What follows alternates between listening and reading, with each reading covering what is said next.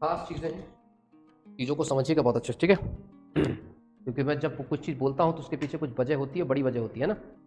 ये ध्यान रखने का प्रयास करें कि गुरु जी कुछ कह रहे हैं, इसमें कुछ बड़ी वजह है और अगर कह रहे हैं तो उसकी देखो पटवारी एक है चक्षु प्रकाशन किताब, तब तक इसको आप मंगा लीजिए। मध्य प्रदेश कर्मचारी चयन मंडल भोपाल द्वारा आयोजित है। समूह 2 समूह 4 के लिए परीक्षा है। इसमें सहायक संपरीक्षक, सहायक जनसंपर्क अधिकारी, सहायक नगर निवेश, सहायक राजस्व अधिकारी, सहायक अग्निशम अधिकारी और समकक्ष पर। तो आप इसको मंगा लीजिए। स्टडी पूरी गाइड है इसमें, पार्ट भी दोनों चीज़ें हैं। सामान्य विज्ञान, सामान्य हिंदी, जनरल इंग्लिश, सामान्य गणित, सामान्य ज्ञान, अभिरुचि, कंप्यूटर ज्ञान, तार्किक योग्यता, सामान्य प्रबंधन, ये सब तो ये आप लोग इसको मंगा सकते हैं, काफ़ी महत्वपूर्ण है किताब है। चक्षु प्रकाशन के नीचे लिंक लगा हुआ है डिस्क्रिप्शन में, वहाँ से आप मंगा लीजिए। देखेंगे आप लोग, ये हमारा है। सबसे पहले देखेंगे उच्च न्यायालय मध्य प्रदेश जबलपुर, सूचना है 20/1/2023 का। जिला न्यायालयों में शीघ्र लेखक ग्रेड 2, ठीक है, शीघ्र लेखक ग्रेड 3, शीघ्र लेखक grade 3, court manager group A, सहायक ग्रेड 3 एवं सहायक ग्रेड 3 इंग्लिश नोइंग ग्रुप सी।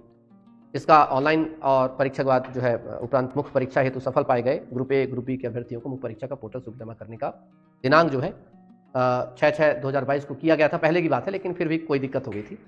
तो अब जो है अभ्यर्थियों को मुख्य परीक्षा सम्मिलित होने के लिए अपना आवेदन भर करके समय दस्तावेज स्वप्रमाणित छाया प्रति स्वयं से लिख लेना, 2 नवीनतम रंगीन फोटोग्राफ के साथ लिफाफे में रखकर दिनांक 10 फरवरी 2023 तक आवश्यक रूप से प्रिंसिपल रजिस्ट्रार परीक्षा प्रशासनिक भवन उच्च न्यायालय मध्य प्रदेश जबलपुर नाम से संबोधित करते हुए उच्च न्यायालय मध्य प्रदेश जबलपुर की आवक शाखा वहां जाके व्यक्तिगत रूप से या कि स्पीड पोस्ट के, तो मैं यही कहूंगा आप लोग व्यक्तिगत तौर पर चले जाइएगा, ठीक है।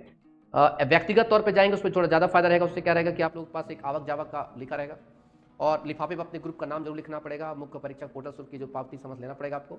अभ्यर्थी सुनिश्चित करेंगे मुख्य परीक्षा का आवेदन पत्र जो है दस्तावेजों का लिफाफा उच्च न्यायालय मध्य प्रदेश की शाखा 10 फरवरी 2023 तक या उससे पहले हो जाए, है ना।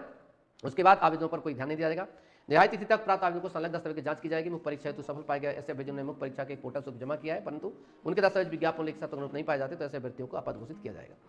यदि किसी अभ्यर्थी के पास समय दस्तावेज उपलब्ध है तो अपने आवेदन के साथ पहुंचे, ठीक है। और ग्रुप ए ग्रुप बी की मुख्य परीक्षा सफल पाए गए अभ्यर्थी जिन्होंने जिस पालन किया है उनका चलेगा। मुख्य परीक्षा बैठने का अवसर दिया जाएगा। याद रखना दोबारा इसमें नहीं किया जाएगा। मैं आपको फिर से बता दूं तो ये तिथियों को बहुत अच्छे ध्यान रखेंगे। और एक चीज़ याद रखेंगे, ये है आपका मध्य प्रदेश के जो आवेदन पत्र, इस प्रकार से आवेदन क्रमांक आगे इस प्रकार भरेंगे और कौन सी चीज़ें कौन से ग्रुप में आपने किया है तो उस पर टिक करेंगे, ठीक है। तो ये तमाम पूरे फॉर्म को अच्छे से भरना, गलती मत करना। मैं हमेशा जब ऐसे फॉर्म आते हैं ऑफलाइन फॉर्म, एक ही चीज़ समझाता हूँ कि बेटा पहले 2-3 फॉर्म निकाल लो, पहले क्या भर लो, 2-3 फॉर्म निकाल के क्या भर लो तो लगेगा क्या क्या डॉक्यूमेंट देख लो आप लोग, ठीक है। हाई स्कूल, हायर सेकेंडरी, स्नातक, हिंदी शॉर्ट हैंड का अगर है, बैच सीपी स्कोर कार्ड जो आपका कितना प्रतिशत है हिंदी में, अंग्रेजी में कितना प्रतिशत है जो भी है, 1 वर्षीय कंप्यूटर डिप्लोमा का, कोई और तकनीक किया तो आपके खिलाफ कोई दंडिक कार्रवाई अगर की गई है, पुलिस थाने न्यायालय में परिवर्तित विचाराधीन न्यायालय से निरस्त हो चुका है तो हाँ ना जो बताना है आपको। अपराध क्रमांक, अपराध धारा, कौन सा केंद्र है निरस्त हुआ। निम्नलिखित दस्तावेजों प्रमाण पत्र स्वप्रमाण पत्र लेके जाना आपको। ऑनलाइन आवेदन पत्र की पावती जो आपने किया था, मुख्य परीक्षा का पोर्टल शुल्क जो भी आप करेंगे, जन्म तिथि हेतु हाई स्कूल की अंक सूची आपको बनाना है, सक्षम अधिकारी द्वारा जारी जाति प्रमाण पत्र, ठीक है, सक्षमता जो जारी मध्य प्रदेश का मूल निवासी प्रमाण पत्र, और एक बात ध्यान रखना विभाग द्वारा जारी अनापत्ति प्रमाण पत्र, ये शासकीय कर्मचारियों के लिए शैक्षणिक एवं तकनीकी योग्यता प्रमाण पत्र और अन्य प्रमाण पत्र यदि हो तो बस इतना ही दिमाग रखना है। इसकी चाहे तो फोटो ले लो, ये बहुत इंपॉर्टेंट है, इतना करना है। फिर घोषणा, ये आपका घोषणा पत्र रहेगा इसमें कि मैं जो कह रहा हूँ जो भी चीज़ें इसमें एकदम सही है, कोई दिक्कत नहीं है, ठीक है। इधर कुछ मत करना क्योंकि ये कार्यालय के लिए है तो इससे आपको इधर से कुछ मतलब नहीं होता है, ठीक है। तो तमाम चीज़ें हैं, अलग अलग ग्रुप के लिए तमाम चीज़ें इसमें डाल दी है उन्होंने, ठीक है। फॉर्म वही है जो आपके लिए आवश्यक थे वो मैं आपको बता चुका हूँ। तो चीज़ें हैं अलग अलग उस पर डाला गया है, ठीक है। तो इसको जो है नियत तिथि तक आपको भेज देना ताकि आप लोगों का इसमें विचार किया जा सके और आप लोग इसमें अपना सिलेक्शन ले सके। अब एक मुद्दा यहाँ पर यह है कि आज खबर इस पर जो चल रही है अभी, वो खबर ये है कि अभी थोड़ा सा ये दो देखा आप लोग इसको, और ये जो निर्णय आया है डीबी का, डिविजनल बेंच का, वो आपके लिए क्या है, ठीक है। इसकी हियरिंग भी है अभी सुप्रीम कोर्ट में, लेकिन हाई कोर्ट ने भी कहीं ना कहीं कुछ चीजें समझी हैं। सुनो, जिला अदालत के भर्ती विज्ञापन को चुनौती देने वाली याचिका का पटाक्षेप का मतलब है पर्दा गिराना। पर्दा गिराना का मतलब बताता हूं आपको। कहीं जब कभी लगता है हाई कोर्ट ने जिला न्यायालय में सहायक ग्रेड 3 व स्टेनो की भर्ती विज्ञापन की संवैधानिकता को चुनौती देने वाली याचिका का पटाक्षेप कर दिया है। अधिवक्ता बाकी है प्रशासनिक न्यायाधीश शील नागू व न्यायमूर्ति वीरेंद्र सिंह की युगल पीठ ने अपने आदेश में साफ किया कि इस मामले में पूर्व में पारित आदेश के विरुद्ध सुप्रीम कोर्ट में विशेष अनुमति याचिका दायर की जा चुकी है, जिसकी सुनवाई तिथि भी निर्धारित हो गई है। अतः मामले पर विचार नहीं किया जा सकता। हाईकोर्ट का प्रयास हमेशा सही आदेश पारित करने का होता है। यदि कभी कोई त्रुटि हो जाती है तो सुधार की मांग के साथ समय रहते याचिका दायर करने का प्रावधान है, लेकिन इस मामले में अब तक यह संभव नहीं है। दरअसल दिनेश कुमार रजक ने हाईकोर्ट में याचिका दायर की थी। उसने ओबीसी वर्ग के अभ्यर्थियों को आरक्षित में चयन किया था। पूरा मामला क्या है, पूरे मामले को मैं समझा देता हूं कि पटाक्षेप और आखिरकार ये मुद्दा क्यों चल रहा है और सुप्रीम कोर्ट में क्या हो सकता है, मैं आपको वो भी बता दूं, ठीक है। इस प्रश्न नोट मेरे पास ये पड़ा है, क्या पढ़ा बेटे, प्रश्न नोट में पढ़ा देखेंगे, ठीक है, कि हाईकोर्ट द्वारा जिला न्यायालयों की स्टेनो एवं सहायक ग्रेड 3 की भर्ती चुनौती देने वाली याचिका का किया पटाक्षेप। हाईकोर्ट के डिवीजन बेंच ने कहा कि न्यायालय का आदेश सही या गलत हो सकता है, लेकिन न्यायालय का प्रयास सही आदेश पारित करने का होता है। इसका मतलब न्यायालय को कहीं कहीं इस चीज का महसूस हो गया कि कहीं ना कहीं गलती तो हुई है दोस्त, है ना, आदेश देने में कहीं ना कहीं थोड़ा सा गलती हुई है, ऐसा हो सकता है। क्यों न्यायालय ने पटाक्षेप क्यों किया, अब सोचो। तो जबलपुर की बात है, ये 17/1/2023 हाईकोर्ट में जिला न्यायालय में की जा रही 1255 पदक भर्ती संघ हाईकोर्ट याचिका क्रमांक से लिंक 22 याचिकाओं पारित आदेश दिनांक 2/1/2023 को लिखित किया गया है कि हाईकोर्ट द्वारा जो विज्ञप्ति स्पष्ट रूप से लिखा है कि आरक्षित वर्ग, देखो गलती क्या किया है माननीय न्यायालय ने, जो माननीय न्यायालय से जो गलती कहां पर हो गई है वो जो देखते हैं, जो उसका पटाक्षेप किया जा रहा है उसको समझेंगे बात को। सुनना बेटा अच्छे से, कि हाईकोर्ट द्वारा जारी विज्ञापन में स्पष्ट रूप से लिखा है कि आरक्षित वर्ग के अभ्यर्थी प्रारंभिक एवं मुख्य परीक्षा में अनारक्षित वर्ग में चयनित नहीं हो सकते। इसी बात को लेकर के हाईकोर्ट में याचिकाकर्ता ये जो है विज्ञापन का किया गया और पाया कि इस प्रकार का कोई है ही नहीं विज्ञापन में, लेकिन न्यायालय द्वारा आदेश दे दिया गया। अब क्या करोगे, जब न्यायालय आदेश दे दी वो चीज है नहीं, इसलिए याचिकाकर्ता ने हाईकोर्ट में याचिका दाखिल करके उच्च न्यायालय द्वारा उल्लिखित उक्त उपबंध की संबंधित चुनौती देते हुए फिर से एक याचिका क्रमांक डाली 1337। उक्त याचिका के प्रारंभिक सुनवाई जस्टिस सिलनागु जस्टिस वीरेंद्र सिंह द्वारा की गई।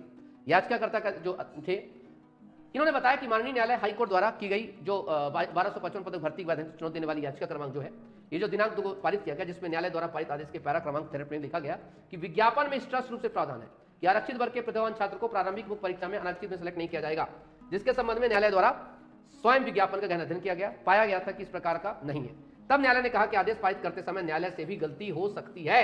यदि तत्संबंध में कोई रिव्यू याचिका दायर की जाती है तो उस आदेश की त्रुटि में सुधार किया जा सकता है, क्योंकि उक्त आदेश में इस न्यायालय के हस्ताक्षर ऑलरेडी हो चुके हैं। इस न्यायालय की जानकारी से उक्त आदेश के विरुद्ध कोई रिव्यू याचिका जो है कोर्ट में अपील हो चुकी, इसलिए इस न्यायालय द्वारा त्रुटि सुधार नहीं किया जा सकता।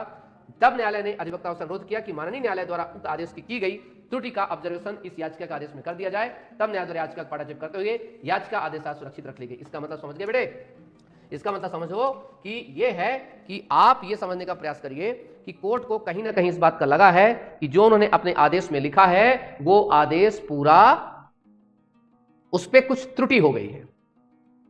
अब ये बहुत इंटरेस्टिंग फैक्ट है कि अगर माननीय हाई कोर्ट कोई निर्णय दे रहा है और माननीय हाई कोर्ट निर्णय देते समय यह लिख दे कि विज्ञापन में ऐसा कहा गया है, जबकि विज्ञापन में ऐसा कहीं नहीं कहा, अब सोचो क्या होगा। अब माननीय हाईकोर्ट मजबूर इसमें इस बात में है कि एक बार अगर स्टांप लग गई है, डीबी ने मैटर सुना दिया है और सुप्रीम कोर्ट में केस चला गया है, तो हाई कोर्ट के हाथ यहां पर बंध जाते हैं। और एहसास उनको इस बात का हो गया है कि गलती हुई है, गलती हुई है।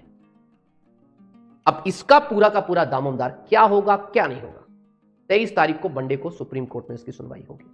सुप्रीम कोर्ट अगर इस नियम को बदलता क्या, लेकिन 2020 में साफ तौर पर सुप्रीम कोर्ट ने कम्युनल रिजर्वेशन देने के लिए मना किया था, रोस्टर हटाने के लिए बोल दिया था कि रोस्टर नहीं लगेगा। रोस्टर का मतलब समझ गए आप लोग। और कोई भी रिजर्वेशन जो दिया जाए वो प्रारंभिक स्तर से दिया जाए, फर्स्ट स्टेज से, फिर ना दिया जाएगा सेकंड स्टेज से, फिर आगे। अब तुम ये कह रहे हो हम तुम्हें पहले में नहीं देंगे, हम तुम्हें दूसरे में देंगे, हम तुम तीसरे में किसको दोगे? एक जनरल वे में मान लो, मैं हमेशा सुप्रीम कोर्ट को बहुत सुप्रीम मानता हूं कि सुप्रीम कोर्ट की गाइडलाइंस क्या कहती है। सुप्रीम कोर्ट जो साफ तौर पर कहता है कि रोस्टर नहीं लगेगा, भर्ती रोस्टर नहीं होना चाहिए। दूसरी चीज क्या कहता है, साफ तौर पर कहता है कि कोई भी रिजर्वेशन फर्स्ट स्टेज से ही चलना चाहिए। कई इनके जो निर्णय हैं उन सभी निर्णयों में सुप्रीम कोर्ट की तमाम चीजें हैं और सुप्रीम कोर्ट को ही देख करके फॉलो करती हैं जो कोर्टें होती हैं। तो ये बेसिक तौर पर ठीक है। सर ये प्रेस नोट कितना सही, अब वो सही है गलत है मुझे नहीं पता, सही है गलत है। मेरे पास प्रेस नोट आया तो मैंने आपको दोनों चीज दिखा दी, प्रेस नोट भी दिखा दिया और प्रेस नोट के अलावा मैंने न्यूज भी दिखा दिया, न्यूज में क्या छपा है। अब क्या सही है क्या गलत है उसका निर्णय शायद 23 तारीख को संभवतः सुनवाई के दौरान हो जाएगा। चलते भाई, थैंक यू, नमस्कार, जय।